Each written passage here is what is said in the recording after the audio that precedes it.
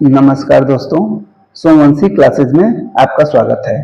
तो दोस्तों, हम सुपर टेट के लिए गणित के महत्वपूर्ण प्रश्नों को जो विगत वर्षों में पूछे गए हैं उनको सॉल्व कर रहे हैं। उसी की श्रृंखला में आज हम लोग देखेंगे कुछ और महत्वपूर्ण प्रश्नों को।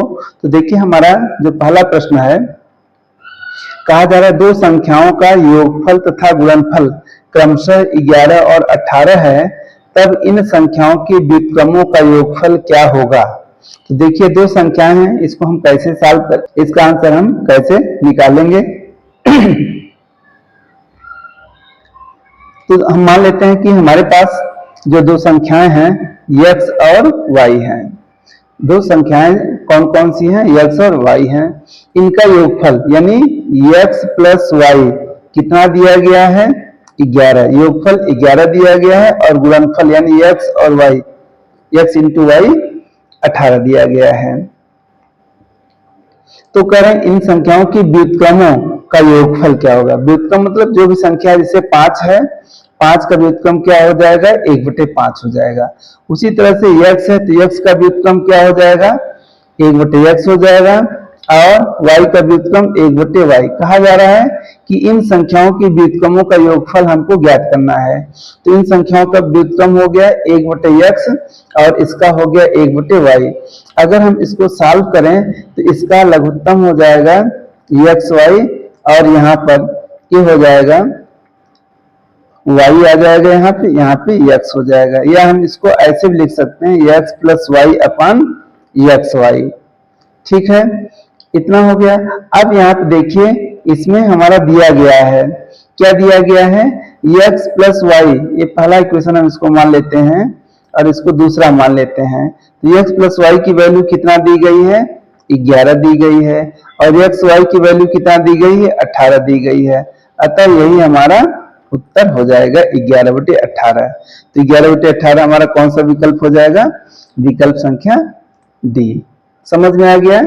हम दो संख्याएं मान लेते हैं x y और दिया गया है दोनों संख्याओं का योग यानी x प्लस वाई 11 दिया गया है। दोनों संख्याओं का गुणनफल यानी x इंटू वाई 18 दिया गया है। तो इन संख्याओं के व्युत्क्रमों का योगफल, तो संख्याओं का व्युत्क्रम कर लेंगे। x का व्युत्क्रम 1/x हो जाएगा, y का व्युत्क्रम 1/y हो जाएगा।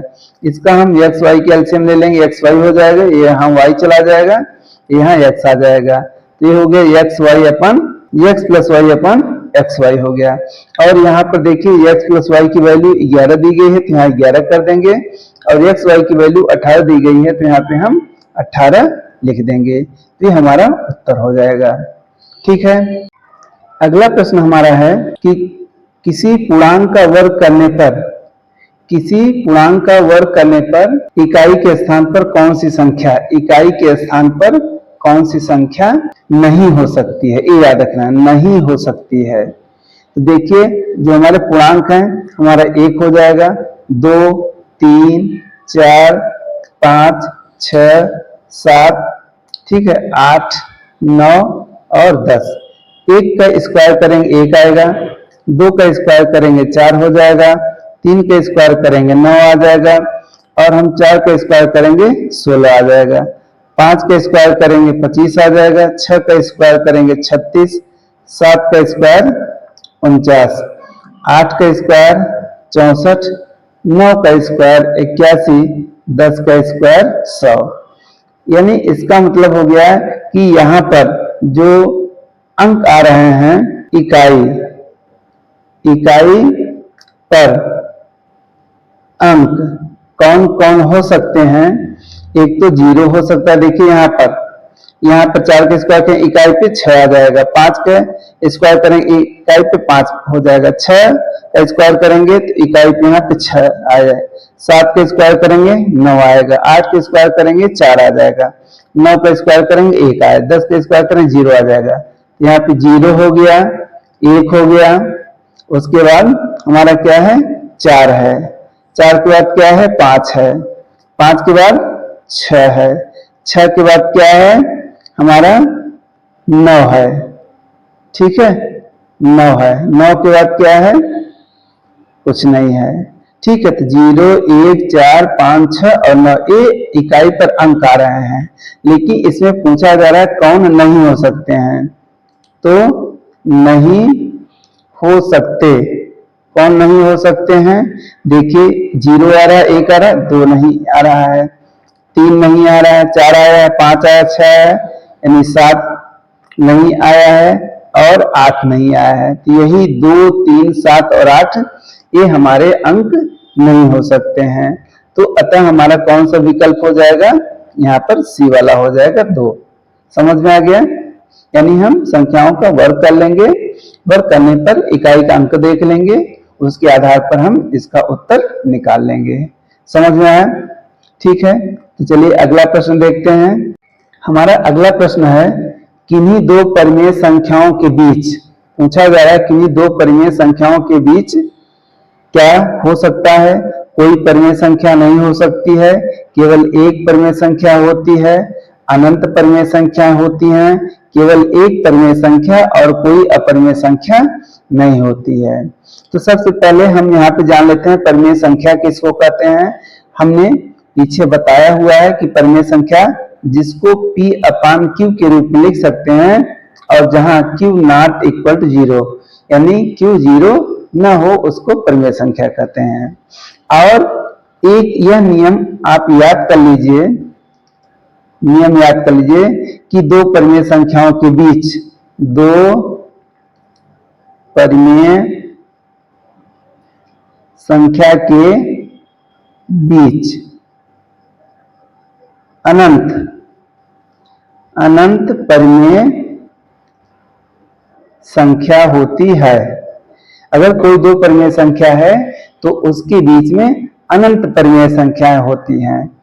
और इस परिमेय संख्या को निकालने का फॉर्मूला होता है, यानी जो परिमेय संख्या होगी कैसे निकालेंगे? a+b/2 इस फॉर्मूले से निकालेंगे।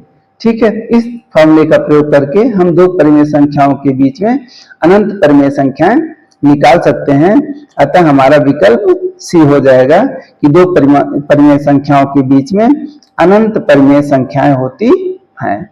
समझ में आ गया? तो आप इस नियम को एकदम रट डालिए कि दो परिमेय संख्याओं के बीच में हमेशा अनंत परिमेय संख्याएं होती हैं। ठीक है, चलिए हम लोग अगला प्रश्न देख। हमारा प्रश्न है 7 और 13 के बीच कितनी परिमेय संख्याएं होती हैं? इसके जो पहले वाला प्रश्न है उसमें देखिए बताया गया है कि दो परिमेय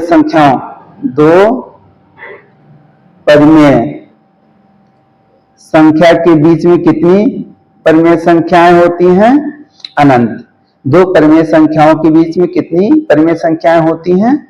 अनंत। तो यहाँ पे भी 7 और 13 दो परिमेय संख्याएं ही हैं, तो इनके बीच में कितनी संख्याएं हो जाएंगी? निश्चित रूप से आप आंख बंद करके अनंत मार दीजिए, एकदम सही हो जाएगा। लेकिन अब यहाँ पे हम इसको सीखते हैं थोड़ा सा, कैसे आप पता करेंगे कि दो परिमेय संख्याएं अगर दी गई हैं तो कैसे इनके बीच अनंत परिमेय संख्याएं होंगी। हमने आपको सूत्र बताया है, सूत्र क्या है?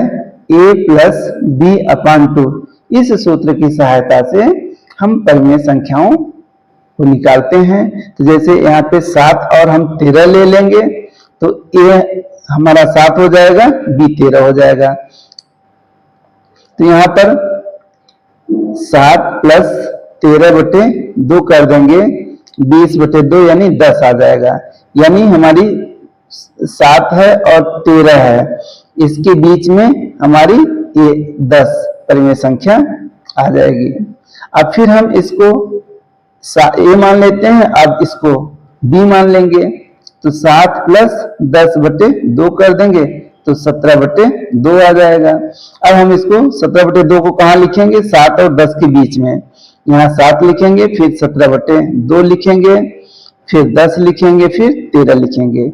फिर इसी तरह से इसको a मान लेंगे, इसको b मान लेंगे, यानी इसी तरह से हम करते चले जाएंगे तो यहाँ पर अनंत परिमेय संख्याएं निकल आएंगी। समझ में आ गया? बहुत ही महत्वपूर्ण प्रश्न है, आप इन प्रश्नों को अच्छे से सीख लीजिए। ये बहुत ही एग्जाम में पूछे जाते हैं। ठीक है, तो इस तरह से 7 और 13 के बीच में हमारी अनंत परिमेय संख्याएं हो जाएंगी। और आपने यह भी सीख लिया कि अगर कोई भी 2 परिमेय संख्या दी गई है तो उसके बीच हम कैसे अनंत परिमेय संख्याएं निकालेंगे। ठीक है, समझ में आ गया। चलिए नेक्स्ट हमारा अगला प्रश्न है दोस्तों, प्रथम 35 विषम प्राकृतिक संख्याओं का योग। तो इसका आप नियम जान लीजिए कि प्रथम नियम विषम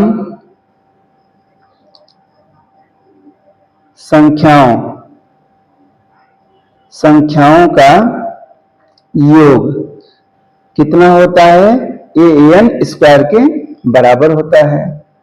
तो यहाँ पर n कितना है, यहाँ पे n हमारा 35 है, तो यहाँ पे हम 35 का स्क्वायर कर देंगे। 35 का स्क्वायर कर देंगे, कितना आ जाएगा, 1225 आ जाएगा। 35 का स्क्वायर कितना आएगा, 1225। तो अतः हमारा विकल्प ए हो जाएगा। ठीक है, अब यहाँ पे थोड़ा सा कुछ हम आपको और महत्वपूर्ण चीज बता देते हैं। एक तो ये आ गया प्रथम नियम विषम संख्याओं का योग। इसी तरह से दूसरा हमारा नियम हो सकता है कि प्रथम n वहां विषम था, सम संख्याओं का योग, सम संख्याओं का योग। सम संख्याओं का योग का फॉर्मूला क्या हो जाएगा, n प्लस 1, ये फॉर्मूला हो जाएगा। अब इसको हम एक उदाहरण से समझ लेते हैं। अगर कह दिया जाए कि प्रथम 50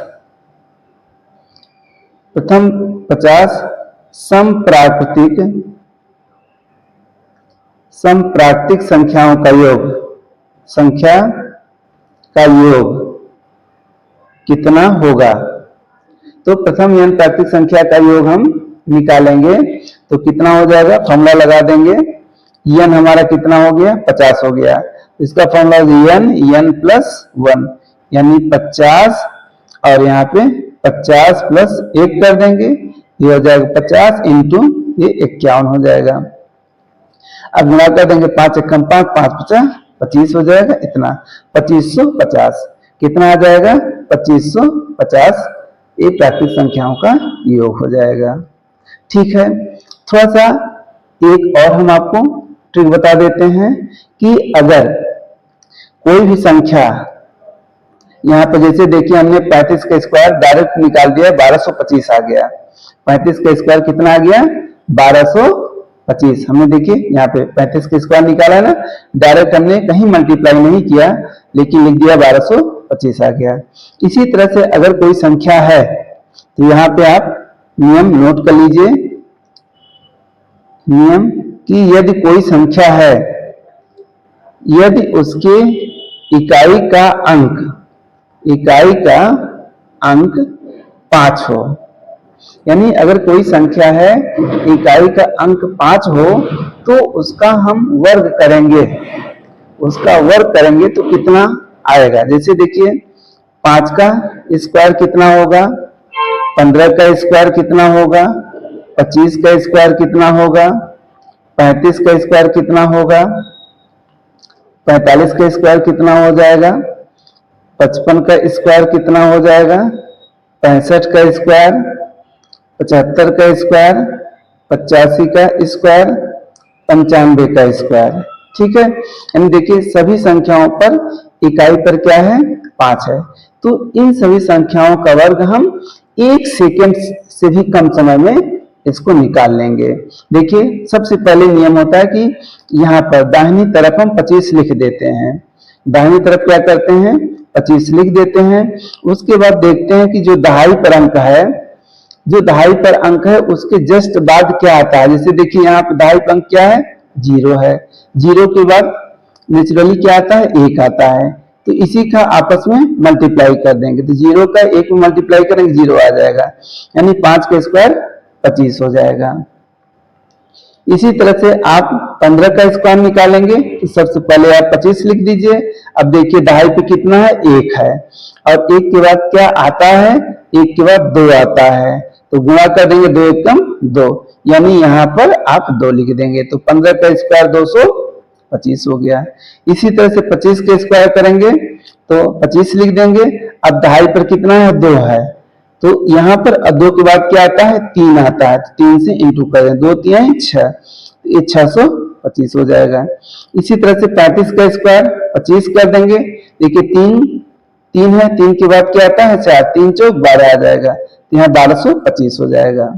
ठीक है, इसी तरह से आप सभी संख्याओं का निकाल सकते हैं, बहुत ही आसान है। समझ में आया?